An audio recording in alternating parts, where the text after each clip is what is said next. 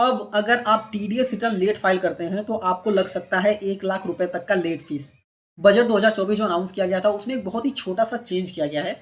उस छोटे से चेंज की वजह से बहुत बड़ा इफेक्ट आने वाला है। अगर आपका टीडीएस डिडक्ट होता है तो भी ये वीडियो आपके लिए बहुत इंपॉर्टेंट है, और अगर आप किसी का टीडीएस डिडक्ट करते हैं तो भी ये वीडियो आपके लिए बहुत इंपॉर्टेंट है। अभी किसके लिए फायदा है किसके लिए नुकसान है, ये वीडियो में आपको अंत में जाके पता चलेगा। ठीक है, तो मेक श्योर आप वीडियो को पूरा देखिएगा जिससे कि आपको समझ में आ सके कि एग्जैक्टली हुआ क्या है और इससे आपको क्या फायदा होने वाला है। ठीक है, पहले मैं चेंज बता देता हूँ क्या चेंज हुआ है। अमेंडमेंट किया गया है सेक्शन 271H। 271H में एक जगह लिखा हुआ था 1 ईयर टाइम लिमिट दी गई थी, उसको चेंज करके 1 मंथ कर दिया गया है। अभी सवाल ये आता है कि 271H बात किस बारे में करता है। ये बात करता है टीडीएस रिटर्न की पेनल्टी। अगर आप टीडीएस रिटर्न लेट फाइल करते हैं तो आपको पेनल्टी लग सकती है, लेकिन यहाँ पे टाइम लिमिट दिया गया था कि अगर आप टीडीएस रिटर्न लेट फाइल करते हैं और 1 साल तक लेट करते हैं तो कोई दिक्कत नहीं है। 1 साल के बाद अगर आप लेट करते हैं तो आपको 271H में पेनल्टी देनी पड़ सकती है। ठीक है, 1 साल तक कोई दिक्कत नहीं, 1 साल तक आप लेट कर सकते हैं, कोई प्रॉब्लम नहीं है। उसी को चेंज करके 1 मंथ कर दिया गया है। अभी सवाल ये आता है कि ये 1 मंथ किया क्यों गया है, क्योंकि जो पर्सन टीडीएस डिडक्ट करते थे, ठीक है, उनको पेनल्टी तो नहीं लगती थी, जो भी लेट फीस वगैरह वो तो लगता था बट पेनल्टी नहीं लगता था, इसलिए वो लेट कर रहे होते थे। ठीक है, और यहाँ पे मैं आपको लास्ट में एग्जांपल ही बताऊंगा जिससे कि आपको क्लियर हो जाएगा।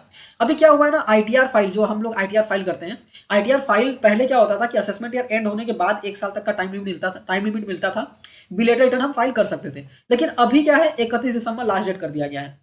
ठीक है, मतलब 24-25 का जो हम रिटर्न फाइल कर रहे हैं उसका 31 दिसंबर लास्ट डेट है, उसके बाद हम फाइल नहीं कर पाएंगे बिलेटेड रिटर्न को। ठीक है, अभी सवाल ये आता था कि जो टीडीएस जो पर्सन डिडक्ट कर रहे हैं वो और भी लेट फाइल कर सकते हैं। ठीक है, 1 साल का टाइम उनके पास। ठीक है, तो वो लेट फाइल करते थे जिसकी वजह से टीडीएस मिसमैच होता था। जब हम आईटीआर, मान लीजिए हमने आईटीआर फाइल किया जुलाई में और सामने वाले जिसने टीडीएस डिडक्ट किया है उसने अपना रिटर्न फाइल नहीं किया और हमने टीडीएस क्लेम कर लिया। ठीक है, तो यहाँ पे मिसमैच आ जाता था। इसी को देखते हुए गवर्नमेंट ने क्या किया है, वो जो 1 साल की टाइम लिमिट है ना उसको 1 महीना कर दिया है। ठीक है, अभी ये जो अमेंडमेंट है वो कब से अप्लीकेबल होगा, ये 1 अप्रैल 2025 से अप्लीकेबल होगा। ठीक है, अभी एक एग्जांपल से समझते हैं जिससे कि आपको क्लियर हो जाएगा।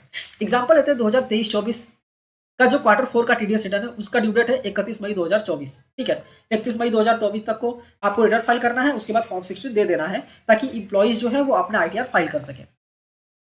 अब मान लीजिए जिसने टीडीएस डिडक्ट किया है, एग्जांपल लेते हैं एम्प्लॉयर ने टीडीएस डिडक्ट किया बट उसने 31 मई तक फाइल नहीं किया।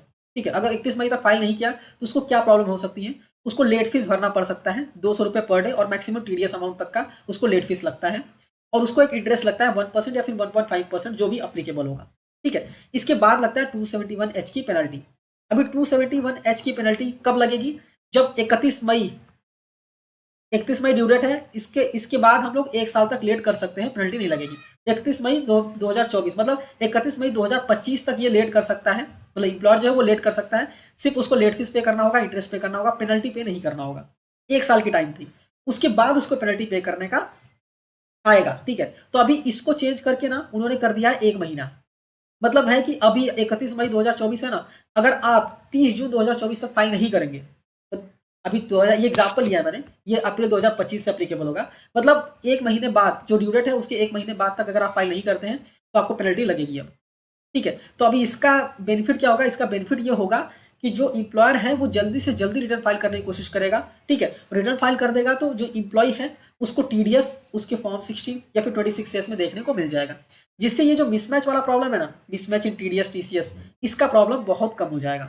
ठीक है, क्योंकि फॉर्म 16 क्या होता है कि फॉर्म 16 मिलता नहीं है, इसलिए इंप्लॉय जो है वो फाइल नहीं कर पाता है आईटीआर, जिसकी वजह से प्रॉब्लम होती है। तो इसको देखते हुए 1 मंथ कर दिया है भाई, इंप्लॉयर को बोला है कि भाई 1 मंथ मैक्सिमम है। ठीक है, इसके बाद आप लेट करोगे ना तो मैं आपको पेनल्टी चार्ज करूंगा।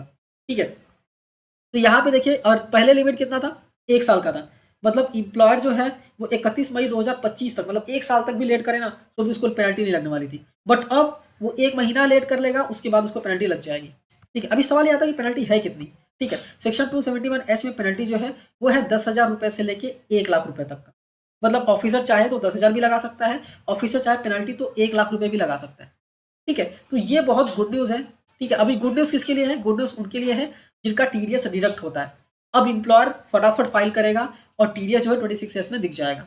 ठीक है, और बैड न्यूज़ किसके लिए है, बैड न्यूज़ एम्प्लॉयर की है, एम्प्लॉयर के लिए है जो टीडीएस रिटर्न फाइल करता था, क्योंकि उसको 1 साल तक का टाइम मिलता था लेट करने का, बट अभी उसको सिर्फ 1 महीने का ही टाइम मिलेगा लेट करने का। तो आई होप आपको क्लियरली समझ में आ गया होगा।